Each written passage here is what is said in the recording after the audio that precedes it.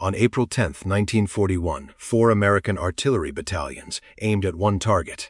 Their guns were separated across the training ground at Fort Sill, yet a central system could concentrate their shells, then redirect the massed fire elsewhere. General George Marshall was watching. The demonstration challenged an argument that had divided American artillerymen for nearly a decade. Could one headquarters direct many batteries without making their fire slower, weaker, or dangerously inaccurate? The answer would shape how American artillery operated throughout the coming World War. But the decisive innovation was not a new cannon. It was a network of observers, telephones, radios, plotting boards, survey data, and trained computers. Together, they formed the Fire Direction Center. Before that system matured, an artillery battery largely controlled its own technical firing problem. Its commander received observations and decided how his guns should engage the target. That arrangement protected local initiative and appeared sensible when communications were uncertain. It also created a serious limitation. A target seen by one observer could not automatically receive every available shell. Other batteries possessed different positions, elevations, orientations, and firing data. Concentrating them required coordination that was often slow or prepared in advance. The battlefield contained plenty of guns. The harder problem was making them behave like one weapon. At Fort Sill, Major Carlos Brewer attacked that problem during the early 1930s. His proposed system changed where the essential calculations would occur. Instead of treating each battery as an isolated firing unit, a battalion headquarters could coordinate their combined fire. A shared chart would represent the target from the observer's perspective. Corrections could then be translated into firing data for batteries occupying different positions. That sounds routine today. At the time, it threatened established authority, familiar procedure, and deeply held professional beliefs. Some officers feared that central control would take decisions away from battery commanders. Others doubted that several batteries could strike the same target after only one adjusted the fire. If their impact patterns did not truly coincide, massing guns could merely scatter more shells. In the spring of 1931, Fort Sill staged an early demonstration. The experimental team was remarkably small. 2 computing personnel worked with one forward observer communicating by voice radio. They did not even use a conventional map. The observer adjusted the fall of shot while the computers translated his corrections for the participating guns. For the first time, the central idea became visible. One observer could help direct fire beyond the battery immediately answering him. The experiment also exposed a flaw that opponents could not dismiss. When 3 batteries fired, their centers of impact did not fall upon precisely the same point. They formed a triangle of error around the intended target. The failure was not random. Different battery locations created different vertical relationships with the target. Those differences affected the trajectories and shifted each battery's impact center. The concept had demonstrated speed and reach. It had not yet demonstrated dependable convergence. Major Orlando Ward now faced the problem that would determine whether centralized fire survived. His solution worked backward from the target rather than forward from every gun position. That change would produce the observed fire chart. It would also begin a much larger struggle over who truly controlled American artillery. The mathematics could be corrected. Institutional resistance would prove considerably harder. Orlando Ward's correction solved the triangle of error, but created a more dangerous problem. The batteries could now converge upon one target. Many senior artillery officers still believed they should never be ordered to do so centrally. Ward began by treating the adjusted target as a common reference point. His team then calculated backward from that point toward each participating battery. Differences in position and elevation could be incorporated into a shared firing chart. Each battery received data tailored to its own guns. Yet every calculation served the same target. The technique became known first as the back-azimuth method. It later developed into the observed fire chart. This was the first micro-payoff in the long experiment.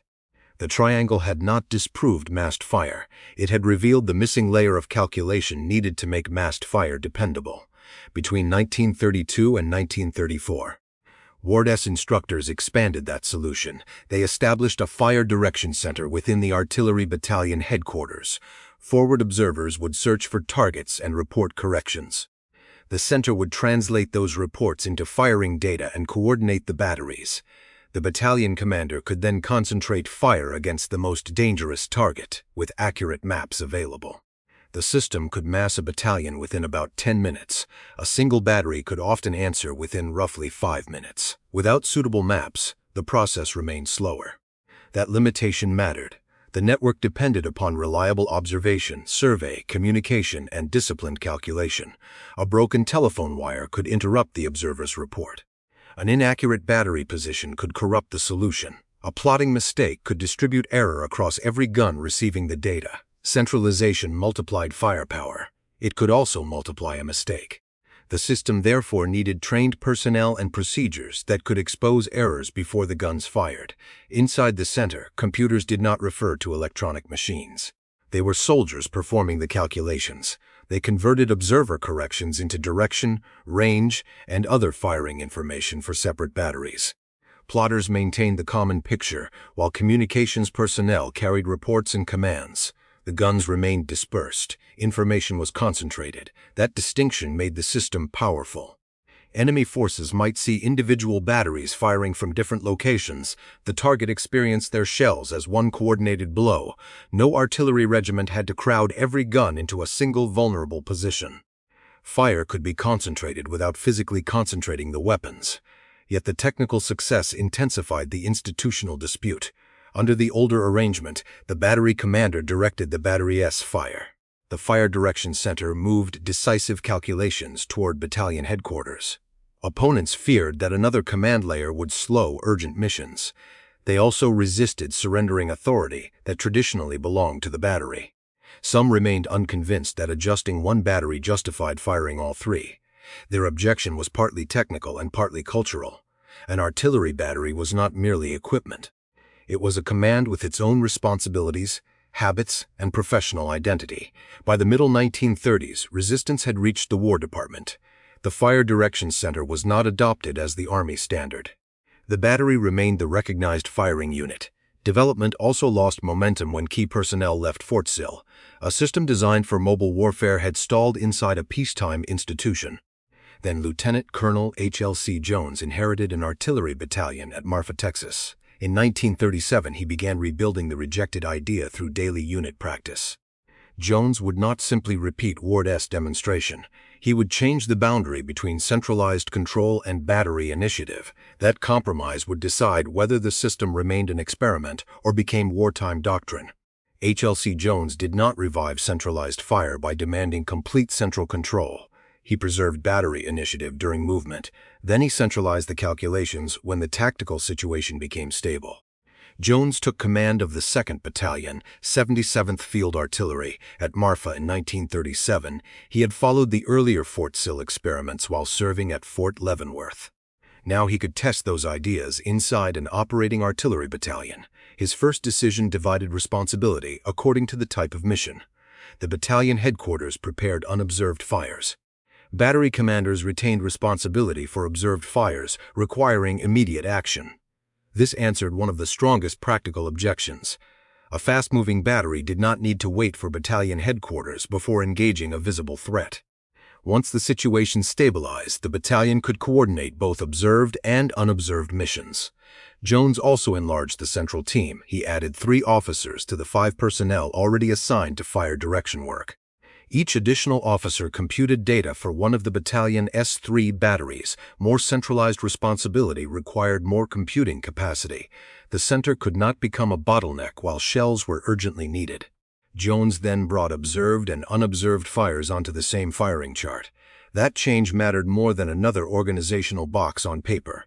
It allowed the headquarters to maintain one working representation of batteries, reference points, and targets. The observer supplied information from the battlefield. The center converted that information into separate instructions for guns occupying different positions. Battery personnel still executed each mission, but their calculations now belonged to a common system. The compromise changed the argument. Centralization no longer meant stripping every decision from the battery commander. It meant placing each calculation at the level best equipped to perform it. The battery could respond during rapid movement. The battalion could mass and redirect fire when communications and positioning allowed. Jones became director of the gunnery department at Fort Sill in 1939. There he and his instructors refined the procedures for Army-wide use early in 1941. They demonstrated the system to Brigadier General George Allen. Allen, the Field Artillery School Commandant, accepted the Fire Direction Center concept. The next audience carried even greater authority. On April 10, General George Marshall observed the 18th Field Artillery acting as division artillery. 4 battalions concentrated their fire upon one selected target. The guns then shifted their massed fire to other targets chosen by Marshall. That second action was crucial. A prepared concentration might have been dismissed as rehearsal. Redirecting 4 battalions showed that the network could respond to a changing decision. The demonstration defeated the belief that centralized coordination necessarily made artillery rigid. The guns could remain dispersed, their effects could be assembled, shifted, and assembled again. The War Department subsequently adopted the Fire Direction Center, the battalion, rather than the individual battery, became the principal firing unit. A decade of resistance had finally broken, yet one opponent remained unconvinced. In October, Jones demonstrated the system for Major General Robert Danford, the Chief of Field Artillery. This time there was no map. Only one observer could see the target. The center still masked the participating fires. Danford accepted the method. The institutional argument was effectively over. The operational problem was just beginning. An approved system existed at Fort Sill. The expanding army now had to teach thousands of soldiers how to reproduce it under battlefield conditions. Charts, radios, survey teams, observers, and human computers had to survive movement and confusion. Otherwise, 4 battalions on a demonstration range would remain an impressive exception. The first battlefield test did not resemble Fort Sill. In Tunisia, maps were imperfect, wires broke, batteries moved at night, and experienced German formations counterattacked. The Fire Direction Center had to function, while every supporting condition was under pressure. New field artillery manuals appeared in 1942. They placed gunnery and communications personnel together at the battalion command post. Telephone and radio connected the observer, the center, and the firing batteries. Visual signals and relayed voice messages remained alternatives when primary communications failed. The Standard Infantry Division gave this network substantial firepower. Its division artillery contained 3 battalions of 105 mm howitzers. A 4th battalion operated heavier 155 mm howitzers. Each battalion normally contained 12 guns that produced 48 divisional artillery pieces without counting additional corps units. But the organization did not require all 48 guns to fire continuously as one block. A battalion could directly support an infantry regiment. Other battalions could reinforce its fire or serve the wider division. This flexible relationship was one of the system's hidden strengths. Guns could support different formations until a dangerous target justified concentration. The Fire Direction Network connected effects without permanently attaching every weapon to one headquarters. Operation Torch carried American forces into North Africa in November 1942. The opening battles immediately exposed the difference between a demonstration and a campaign. Artillery units sometimes arrived after long road movements with little time for reconnaissance. Night displacement complicated survey work and the preparation of new positions. Some batteries sacrificed defensive precautions while hurrying to support dawn attacks. Enemy counterattacks occasionally reached guns before nearby machine guns could protect their approaches. The center could calculate a fire mission. It could not replace preparation, security, or reliable communications. Infantry coordination created another problem. Some battalions waited too long after supporting fire lifted. Defenders then returned to their positions before American troops closed the distance. Elsewhere, artillery stopped too soon after an objective was captured that exposed infantrymen to counterattack. Accurate shells were being delivered. Their timing did not always match the movement they were meant to support. This changed the meaning of fire direction. The real system extended beyond the plotting chart. Liaison officers had to understand the infantry plan. Observers had to remain close enough to see the fight. Signal personnel had to maintain disciplined telephone and radio networks. Gun crews needed surveyed positions, ammunition, and warning before displacement. Massing fire was not one command passing directly from a mouth to several cannons. It was a chain in which every link had to remain synchronized. By March 1943, American performance had improved. At El Gedar, the German 10th Panzer Division attacked the 1st Infantry Division. American troops combined mines, tank destroyers, air support, and massed artillery against the assault. Nearly 30 German tanks were knocked out by artillery and tank destroyers. Mines stopped 8 more. The counterattack failed. This was not artillery winning alone. It was artillery functioning inside a coordinated defensive system. Tunisia also produced a demanding formula for offensive armor. 1 attacking tank battalion should receive support from 3 artillery battalions. The campaign validated centralized fire direction and organic aerial observation. American Second Corps sometimes employed 324 field guns. Its artillery fired more than 23,000 rounds during a day. Fort Sill's experiment had become a battlefield network. Yet the Field Artillery School issued a warning. North Africa did not contain the artillery concentrations Americans expected in continental Europe. The 48 guns inside a division were only the minimum. Normandy would require the network to reach beyond divisional boundaries. 1 observer might need not 4 battalions, but every available battalion within range. A massed mission did not begin with 1 observer commanding every gun within range. The observer reported a target to the supporting network. Fire direction officers decided which batteries could answer and translated 1 request into many firing solutions. That distinction prevented flexibility from becoming chaos. Forward observers normally accompanied supported infantry or occupied positions with a useful view. They identified the target, estimated its location, and described its importance. The supporting battalion fire direction center received the request through telephone or radio. Its officers checked the target against friendly positions, and the Unit S assigned responsibilities. If the mission was approved, computers plotted the target and prepared data for each battery. A routine target might receive 1 battalion. A more dangerous target could draw reinforcing fire from other battalions. Division artillery headquarters coordinated those wider concentrations. Corps artillery could add heavier or longer-ranged weapons when the target justified them. The organization therefore offered several levels of response. It did not waste the entire network against every machine gun position. It could still build overwhelming fire quickly when enemy armor, artillery, or a counterattack appeared. A common survey framework made that expansion possible. The locations of batteries and reference points had to relate to the same coordinate system. Observed fire charts could also be connected through registered checkpoints. A gun from each battalion fired upon a common point. The recorded corrections helped headquarters align separate battalion charts.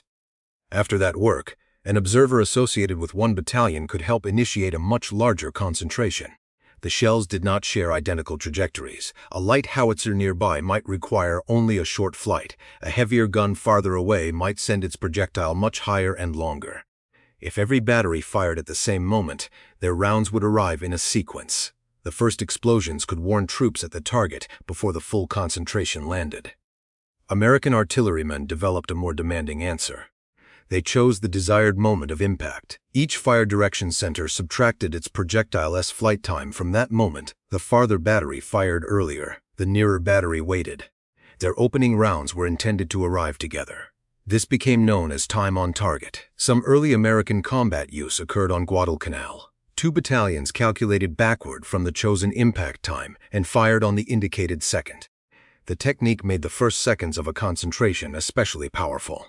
There was no gradual warning created by distant batteries firing first. It also complicated enemy counter-battery work. Several dispersed positions opened fire according to different schedules, yet their effects appeared together. Time on target revealed what the fire direction center had truly changed. The decisive weapon was no longer a particular howitzer, it was synchronized information, but synchronization demanded precision from everyone. Observers needed dependable target locations. Survey teams needed trustworthy reference points. Computers needed correct ammunition and trajectory data.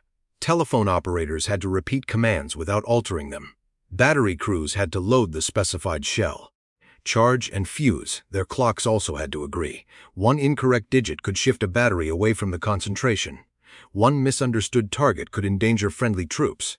The network therefore relied upon standardized language and repeated checks. Speed came from rehearsed procedure, not from skipping verification. By the Normandy campaign, American artillery could link direct support, reinforcing division and corps units. The method allowed guns to remain dispersed against counter-battery fire. It also allowed their effects to converge without moving the weapons. That was the operational payoff promised at Fort Sill, yet Normandy exposed a physical limit no chart could solve. Every concentration consumed ammunition at extraordinary speed. The network could direct more shells than the supply system could always deliver. Soon, the most important calculation would not concern range or direction. It would concern how many rounds remained beside each gun. In October 1944, some American fire direction centers could reach hundreds of guns. Third Army often lacked enough shells to use them. The invisible network of fire control had collided with another invisible network called supply. Restrictions had begun soon after the Normandy landings. Beach congestion and unloading difficulties limited how quickly ammunition entered the theater. The rapid pursuit across France then stretched transport routes far beyond the original supply plan. Guns moved east faster than depots, trucks, and railways could support them. Ammunition existed in Europe. It was not always in the correct depot, caliber, or quantity when a battery needed it. The distinction between authorization and availability became painfully clear in early October. 12th Army Group issued expenditure allocations based upon apparently improving supply figures. 1st Army ammunition officers then reported that some authorized ammunition did not exist in Army depots. The communication system had transmitted permission to fire shells that the distribution system could not deliver. 3rd Army suffered the most severe restrictions between October 15th and 21st. Its 105mm howitzers averaged only 1.1 rounds daily per active gun. The desired rate was 60 rounds. Those guns fired a total of 3,401 shells during the week. Its 155mm howitzers averaged less than 1 round per active gun each day. The Fire Direction Center now faced a different calculation. A target could be located accurately and reached by several battalions. That did not mean the mission could be approved. 20th Corps restricted artillery to the most urgent categories. Counterattacks threatening the position remained eligible. Active enemy batteries could receive counter-battery fire. Observed fire was reserved for particularly valuable targets. Routine harassment and speculative missions consumed ammunition that could not be replaced quickly. The network became more selective because scarcity traveled backward from the depot to the observer. American units improvised. Tank destroyers, tanks, and anti-aircraft guns used plentiful ammunition in secondary artillery roles.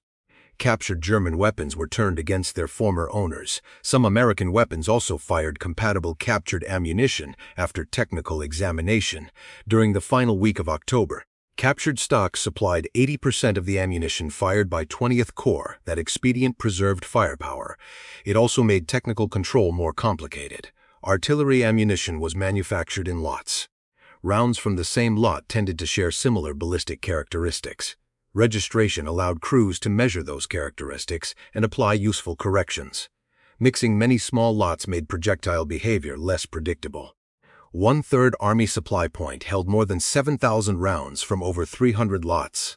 Another battalion received 131 lots, averaging only 18 rounds each. The ammunition problem had entered the firing solution. A chart could be correct while shells from different lots behaved differently. Artillery commanders increased safety margins to reduce the danger of short rounds striking friendly troops. That protected infantrymen. It also forced supporting fire farther from their advancing line. The supply failure therefore reduced both volume and precision near friendly forces. The fire direction network had not failed. It had revealed how many other systems it depended upon. Ports determined what entered the theater. Depots sorted calibers, fuses, charges, and manufacturing lots. Trucks moved the weight forward. Ammunition sections distributed shells among battalions. Only then could observers and computers convert information into fire. By November, faster unloading and emergency shipments improved the situation.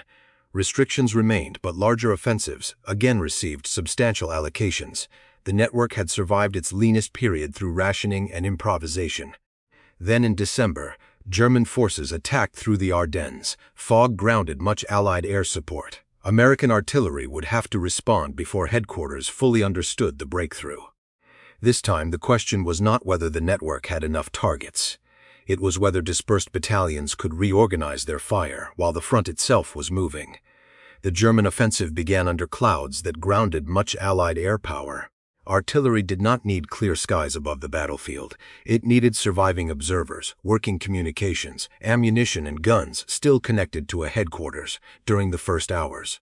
Many of those connections broke. German columns penetrated a lightly held front and moved across roads used by American support units. Some artillery battalions attempted to withdraw by moving batteries in alternating bounds. The method was supposed to preserve continuous defensive fire. Instead, the advancing Germans separated batteries from their headquarters and supply vehicles. Road-bound heavy guns were especially vulnerable. A battalion could possess functioning howitzers while losing the organization that made them useful. Local survival depended upon more than artillery procedure. Attached anti-aircraft sections gave gun positions weapons for close defense. Tank destroyers protected some battalions against armored threats. Nearby infantry and tanks launched counterattacks to release threatened batteries. The artillery network survived because other arms protected its physical components. Where American forces established stable defensive positions, the scattered system began reconnecting. Headquarters assigned available battalions to new support relationships. Observers tied themselves to infantry holding villages, ridges, and road junctions. Telephone crews repaired lines while radio provided an imperfect alternative. A battalion displaced from its original sector could receive a new mission under another headquarters. The organization was designed to change faster than the formal order of battle. On the northern shoulder, American forces held Elsenborn Ridge and nearby positions against repeated attacks. The elevated ground supported observation across important approaches. Artillery battalions concentrated defensive fire before German armor and infantry could overwhelm the foxhole line. Heavy shells damaged tracks and running gear on several armored vehicles. Immobilized tanks then became easier targets for other weapons. One battalion of 2nd Infantry Division Artillery fired more than 5,000 rounds on December 18th. That volume came with a severe human cost to the observation network. Of 48 forward observers serving with the 15th Field Artillery Battalion, 32 were evacuated after being wounded. The guns behind the ridge remained operational.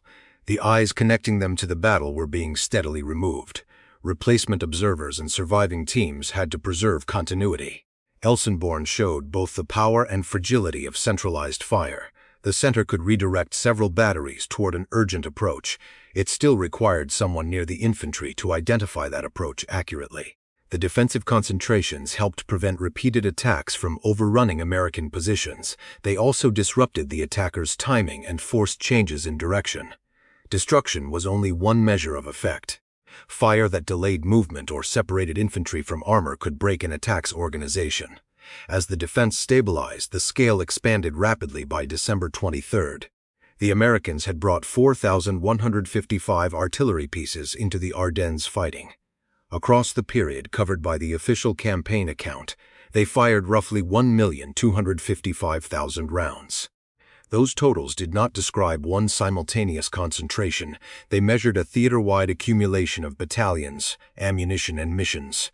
The decisive advantage was the ability to allocate parts of that mass where pressure became greatest. There were still gaps. German commanders noticed boundaries where neighboring American formations did not overlap their fires effectively. They exploited those seams when possible. Centralization had not erased the geography of command. It had made boundaries adjustable, provided headquarters recognized the danger quickly. The Ardennes answered the question left by Fort Sill. Fire direction could survive a moving front and reconnect dispersed units. But the battle also revealed why charts and guns were insufficient. The system endured because authority. Communications, logistics, and protection contained alternatives. Its greatest weapon was not concentration alone, it was redundancy. The final question was how that redundancy changed the experience of the infantryman making the original call. For the infantryman under fire, the network could appear almost magical. A radio message left a foxhole. Minutes later, shells from guns he could not see struck a target beyond his own weapons. The reality was more disciplined than the legend. The observer did not possess unrestricted authority over every artillery piece within range. He described and located the target for an artillery commander. He could request a battery, several batteries, or an entire battalion. The commander decided how much ammunition and how many firing units the target justified. That decision protected the wider battle plan. Some guns were already supporting another formation. Others were moving beyond range, low on ammunition, or reserved for urgent counter-battery missions. A large concentration was therefore an allocation of combat power. It was not simply a louder version of a routine mission. Direct support battalions maintained liaison and communications with designated infantry formations. That relationship produced fast answers during a changing fight. General support artillery remained available to influence the division's wider sector. Reinforcing battalions could strengthen another battalion without permanently abandoning their original role. Corps guns reached deeper targets and attacked hostile artillery. These categories created pathways for escalation. A request entered through the closest supporting channel, if the target demanded greater weight. Headquarters could expand the mission upward and outward. The system worked best under centralized control. American doctrine also recognized when centralization became impractical. An unusually wide front could separate headquarters from its batteries. Mountainous or wooded terrain could obstruct observation. Signal failures could isolate supported formations. In those conditions, commanders were instructed to attach artillery directly to the force requiring support. The organization could decentralize to preserve responsiveness. Then it could centralize again when circumstances improved. This explains why the Fire Direction Center was more than a room containing plotting equipment. Its deepest innovation was a controlled transfer of authority. The battery commander retained immediate responsibilities. The battalion directed combined fires. Division and corps headquarters shifted support between sectors. Each level could solve a different scale of problem. The observer remained the human connection to the target. Even aerial observation followed the same principle. Aircraft could discover targets hidden from ground observers. The decision to fire still rested with the artillery commander. Technology extended observation. It did not erase responsibility. The American method also avoided depending upon one exceptional crew. Standard charts, commands, liaison practices, and computing procedures allowed unfamiliar units to cooperate. A reinforcing battalion did not need years of shared experience with the supported infantry regiment. It needed compatible doctrine. Communications, survey references, and ammunition that made temporary task organization practical. Battalions could be moved between formations as pressure changed. Their guns joined a new network without physically joining one enormous battery. This was the meaning behind claims that American artillery employment outperformed comparable weapons. The advantage did not require every American howitzer to exceed its German counterpart. General Marshall later acknowledged that the major weapons were often broadly matched. He emphasized how American forces employed massed heavy artillery fire. The distinction was organizational. American units had turned observation, calculation, communications, and flexible command relationships into repeatable procedure. The system still failed when observation vanished or ammunition stopped. It could fire inaccurately when survey data or ammunition lots were unreliable. It could answer slowly when permissions crossed confused boundaries. It could not destroy every bunker or stop every tank. But it made local firepower expandable. A soldier facing one target could report it into a network much larger than his immediate unit. That was the reversal beginning at Fort Sill. The remaining question returns to the 4-battalion demonstration. What exactly convinced Marshall? It was not merely that many guns fired. It was that their effects moved when he changed the target. Marshall's April demonstration proved that 4 battalions could mass and shift fire from prepared map data.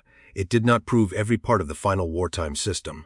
Marshall immediately identified what remained missing. He doubted that divisional artillery could mass accurately when maps were unavailable. The demonstration also had not concentrated all 4 battalions through one observer's adjustment. Those were not minor details. Combat could begin before survey teams produced a complete framework. One observer might see a target that remained hidden from everyone else. If the network depended entirely upon prepared map data, its flexibility would disappear under exactly those conditions. Major Einar Gelstein, a vertical control operator on the experimental team, developed the answer.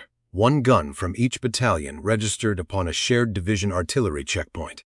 Those registrations connected the separate observed fire charts. An adjustment made through one observer could then be translated across the participating battalions. The common checkpoints supplied the relationship that the missing map could not. This was the final technical piece behind the October demonstration for General Danford. The system massed fire without a map while only one observer could see the target. Danford accepted the concept. The manuals published in 1942 converted the experiment into standard procedure. That sequence explains what changed doctrine. Marshall's 4-battalion shoot was not convincing because it produced an impressive explosion.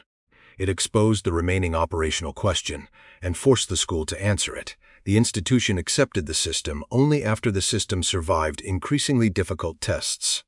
Brewer had first changed the geometry of observation. Ward corrected the triangle of error and created practical battalion procedures. Jones balanced central computation against battery initiative. Gelstein connected battalion charts for divisional fire without depending upon a map. Marshall and Danford supplied the authority needed for Army-wide adoption. None of them created the wartime result alone. The decisive mechanism was cumulative. Each solution became one layer of a larger network. Combat then added layers the designers could not reproduce fully at Fort Sill. Tunisia showed that fire and infantry movement had to share the same timing. Normandy demonstrated the value of reinforcing fires across organizational boundaries. The ammunition crisis proved that authorization was meaningless without functioning ports. Depots, trucks, and sorting procedures. The Ardennes showed that battalions needed protection, alternative communications, and flexible reassignment when the front collapsed. Every campaign changed the answer to the original question. How could one observer influence many guns? First, he needed a chart. Then he needed a fire direction center. The center needed compatible battalions and higher headquarters able to allocate them. Those battalions needed survey, signals, ammunition, protection, and replacement observers. Only after those systems aligned could information become concentrated fire. This is why organization defeated raw specifications. A howitzer's range and shell weight described what one weapon could do. They did not explain how quickly several dispersed battalions could recognize one target. They did not determine whether those battalions could shift together. They did not deliver ammunition or repair a broken wire. They did not decide which endangered infantry formation received priority. The Fire Direction Center connected those decisions without pretending they were the same task. Its centralization remained conditional rather than absolute. Authority moved upward when mass was required. It moved downward when communications, terrain, or speed demanded local initiative. The system could concentrate effects while preserving physical dispersion. It could also rebuild relationships after units moved or became separated. That was its most durable achievement. On April 10, 1941, Marshall watched 4 battalions fire. By 1945, the United States Army could make temporary groups of distant batteries behave like parts of one responsive weapon. The guns supplied the force. The network decided where that force existed.